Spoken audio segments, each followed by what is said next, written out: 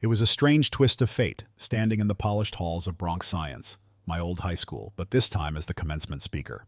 Years had flown by since I navigated those same crowded corridors as a nervous kid. Now, Dr. Mark Olson, orthodontist, was back to impart wisdom, or at least sound like I was. My life had taken a pretty good trajectory since graduation. Funny thing is, back when Sarah and I got hitched, prenups weren't even a blip on my radar. Never crossed my mind, thank God. Heard enough horror stories about guys building empires only to watch half of it vanish in divorce court. Not that I'm swimming in billionaire bucks, but yeah, I do all right, especially now, considering Sarah's out of a job. Meeting Sarah, that was something. 32, feeling good, fresh out of residency, just starting my practice with Dave, my buddy and partner. Life felt like it was just beginning. Then there was Sarah, 27, teaching English Lit, and absolutely breathtaking. It was at the pre-commencement meet and greet. Principal Thompson, a kindly balding guy, was introducing me around to the faculty who were helping out. Then he introduced me to Sarah. Zap. Instant connection. Even for a guy like me, usually pretty reserved, her vibe was magnetic. Little flirty smiles, a touch on the arm when she laughed. It was hard to ignore. Before the ceremony kicked off, I took a breath, walked over to her, and asked if she'd be up for grabbing dinner sometime. To my surprise, that radiant smile widened, and she said yes. Our first date was different. I've always been a traditional guy, always picked up the tab. But when I asked for the check, Sarah waved the waiter away. I got it, she said, pulling out her card. I protested, naturally. No, really, it's my pleasure, she insisted, her eyes sparkling. Blew me away. Completely unexpected. We kept seeing each other, dates turning into weeks, then months. Before I knew it, we were exclusive. Head over heels, the whole fairy tale.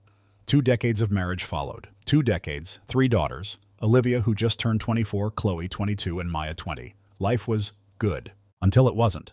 Looking back, the cracks were there, subtle at first, then widening into chasms. But you don't always see what you don't want to. Especially when you're buried in work, in family life, in the day-to-day grind. Then came the paternity test drama. Yeah, even with them all grown, the doubt gnawed at me. 20-plus years raising kids, I was ready to lawyer up, big time, if they weren't mine. Biological or not, they were my daughters, always would be. But the rage, the betrayal, it was a tidal wave. The girls, they're furious with Sarah, absolutely livid. They call her disgusting, say she wrecked everything. They swear they'll never forgive her. I doubt that'll last forever, especially with Maya, the youngest. Time heals, or so they say. But right now, their anger is raw, and honestly justified. I don't blame them one bit. It started innocently enough back in 2005. We were in bed, just chatting, when Sarah drops this bomb, laughing like it was some kind of joke. Hey, what do you think about open marriages? Not saying I want one, just curious. Would you ever consider it? My brain screeched to a halt. Why are you even asking me this? I said, my voice flat. Just curious, she repeated, still smiling that unsettling casual smile. Absolutely not, I said, no hesitation. Do you want an open marriage, Sarah? She quickly backpedaled, changed the subject. Now, years later, after the whole damn explosion, I see those moments in a completely different light.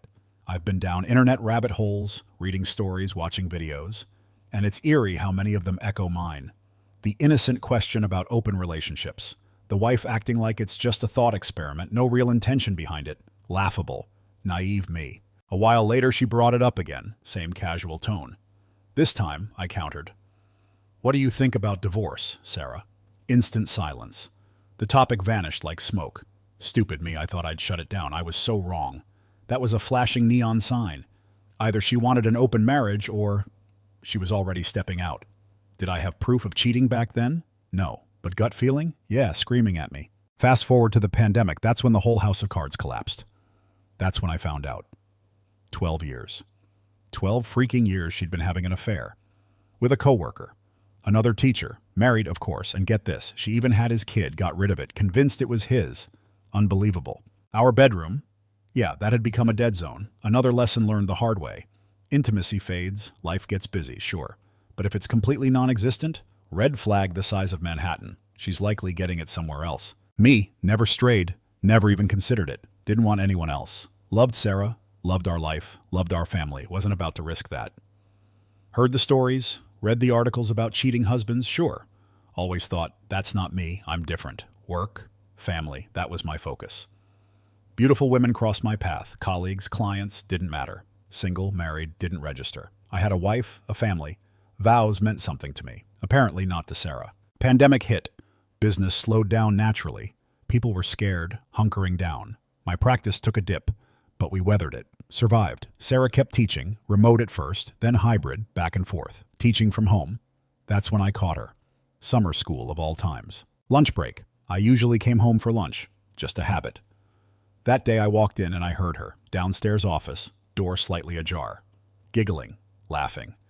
Thought maybe she was on a Zoom call with her students, something funny in class. Then I heard it. You've always made me smile. What would I do without you? Stopped dead in my tracks. That wasn't a classroom giggle. That was something else. Definitely not school appropriate. Guy's voice on the other end, muffled, but there. Sarah laughing again, flirting, heavy flirting. Then, you're going to have to get your wife under control. Wife? Whose wife? My blood ran cold. I crept closer, silent as a shadow, leaned against the doorframe, listening. Sarah's voice again, low, intimate. I do love my husband, you know, with all my heart, but I have needs. A pause. What he doesn't know won't hurt him. That was it. Enough. I walked into the office. Who are you talking to? She jumped, spun around, eyes wide with panic. Snapped her phone shut. Just a friend?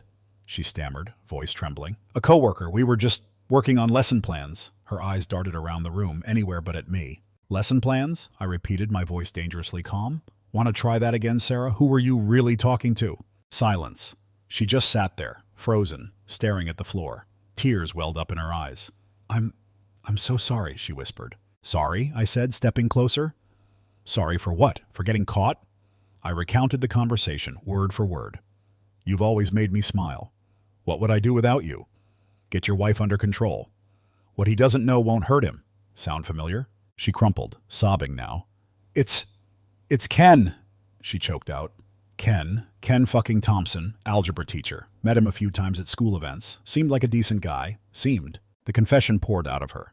Affair with Ken. Been going on for years. Sorry, so sorry. Going to end it. Just didn't know how. He loved her. Wanted to leave his wife for her.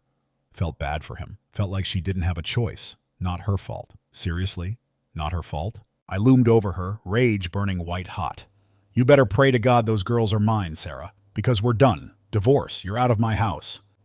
She tried to say something. Plead, explain, but I cut her off. Walked out. Went straight to my computer. Lawyer. Needed a lawyer. And fast. Took a couple of days, but I found him. Michael Davies. Sharp, ruthless, exactly what I needed. Worth every penny. First thing I told him, DNA tests for all 3 girls. If even one isn't mine, she gets nothing. Not a dime. And I'm suing that bastard. Michael nodded, stone-faced. And if they are mine? He asked. Youngest's almost 18, I said. Legally, I'll do what I have to, but Sarah gets nothing. Not the house. Nothing. Michael just nodded again, a grim satisfaction in his eyes. He got it. Private investigator, Michael insisted, needed evidence, infidelity, concrete proof. He grilled me too. Had I ever cheated? Abused her? DUI arrests? Kept circling back, different angles. Later, I understood. He was building a fortress around me, making sure there were no hidden skeletons. Perfect husband? No. But damn good husband? Yeah, I was. Sarah never wanted for anything. PI went to work, dug deep, computers, phones, financial records, uncovered a whole web of deceit, secret email accounts, secret credit cards, burner phones, applications for apartments, years of lies. Years. Affair started in 2009 when Ken started at the school, 12 years, and the baby. Emails, medical records, appointment to terminate, right there in black and white. I'd been sleeping next to a ghost, someone I didn't even know, kissing her goodnight, saying I love you. How could someone be so cold, so calculated? Sarah moved out. Went to her sister's place in Queens, told the girls some twisted version of the truth. I was the monster, the abuser. Years of mental torture, hidden from them to protect me, to protect them from losing their father. Divorce plans always on hold, waiting until they were grown. Terrified of me. Ken? Just a friend. Comfort. Never physical. Lies piled on lies. Olivia, my oldest, spearheaded the confrontation. Tough as nails, Olivia. Personal trainer, built her own business from the ground up, but fiercely protective of her sisters, of her family. They stormed into the apartment, all 3 of them, faces like thunder. Olivia leading the charge. How dare you abuse Mom like that? She spat right in my face. What the fuck is wrong with you? Abuse? I blinked, stunned. Who told you that? Maya, youngest, started crying. Mom did, she sobbed. She said you've been abusing her for years. I reached for her, to hug her, but she flinched back. Your mother is a goddamn liar, I roared. I never laid a hand on her. Never. I found out about her affair. 12 years, Olivia. 12 years with some guy from her school. Found evidence she was pregnant with his baby. Had an abortion. I hired a PI. I have proof. Your mother is a liar. Olivia's eyes narrowed. Proof? I showed them everything. The burner phone messages, the emails, hotel bills, credit card statements. The abortion appointment confirmation. Silence descended. Chloe gasped, hand flying to her mouth. Maya just kept crying, silent tears streaming down her face. Olivia. Her face was a mask of fury. Slowly, she turned to Maya, then Chloe. Go wait in the car, she said, voice tight. I need to talk to Dad alone. They hesitated, then obeyed. Olivia turned back to me, her gaze intense. Call Mom, she said, speakerphone. I dialed Sarah's number. She answered on the third ring. Sarah, it's Olivia. We're here with Dad. Sarah's voice was hesitant, weak. Liv, what's going on? We just talked to Dad, Olivia said, her voice cold. He showed us everything. The emails, the messages, the credit cards. Silence on the other end. Mom, he has proof of the affair. 12 years, Mom, 12 years. And the baby. The abortion. Why didn't you tell us the truth? Sarah's voice cracked. Liv, honey, he's making it up. He's trying to turn you against me. He's always been manipulative. Olivia's voice hardened. Manipulative? Mom, we saw the documents. We saw the appointment to terminate the baby. You said you never slept with him. You lied to us. You lied to Dad. You lied to everyone. Dead silence from Sarah, then a weak, desperate plea. Olivia, please, you don't understand. Olivia cut her off. No, Mom, you don't understand. We understand perfectly. You destroyed our family. You lied to us for years. Don't ever call us again. Olivia hung up. Sarah didn't call back. Coward, Olivia spat, throwing her phone onto the couch. She turned to me, tears welling in her eyes now. Dad, I'm so sorry. We're so sorry. We believe you. We're with you. We hugged, all three of us, a messy, tearful embrace. DNA tests, I said, my voice thick with emotion. We need to do DNA tests, just to be sure. They nodded, understanding, terrified but understanding. Results came back in less than 48 hours. All three mine. Relief washed over me, a tidal wave of it. We cried again, tears of joy this time. The girls swore they'd be by my side every step of the way, and they were. Filed for divorce in April 2020. Finalized July this year. 3 years. Pandemic slowed everything to a crawl. Sarah fought it. Tooth and nail. Delayed. Stalled. Argued every point. Settlement disagreements. Ended up buying her out of the house. No alimony, no child support. She got nothing else. Nothing. She tried to paint me as some monster in court. Some abuser who'd made her life a living hell. The girls shut that down fast. All three testified, ripped her story to shreds. Couldn't believe she even tried it. I never even raised my voice to her, not once in 20 years. June 2021. Heard through the grapevine Sarah got fired. Ken too. School district cleaned house. Karma's a bitch, right? Around the same time, my practice got hit with a barrage of fake online reviews. Petty, pathetic. Lawyers handled it, scrubbed them clean. Sarah landed another teaching job, different district, somewhere in Queens. Ken? Don't know, don't care. Heard his wife wasn't leaving him. His problem now. Every dime spent on the divorce, on the lawyers, on the PI, worth it, 100 times over. My daughters, they're my rocks. Absolutely despise their mother, refuse to see her. Holidays, birthdays, nothing. Sarah's spiraling, depressed, alone, therapy. Therapist tried to get the girls involved in family sessions. They all shut it down. Maya wavered for a second, but Olivia and Chloe talked her out of it. Think Maya might be the first to crack. Reach out to her mom eventually. She was always the softest one, the closest to Sarah, but who knows? Guys, learn from my mistakes. Don't dismiss that open marriage question. It's not curiosity, it's a confession in disguise. She's already got one foot out the door. We'll never know if Sarah was cheating before that question popped up. But the 12-year affair? That was more than enough to bury our marriage 6 feet under.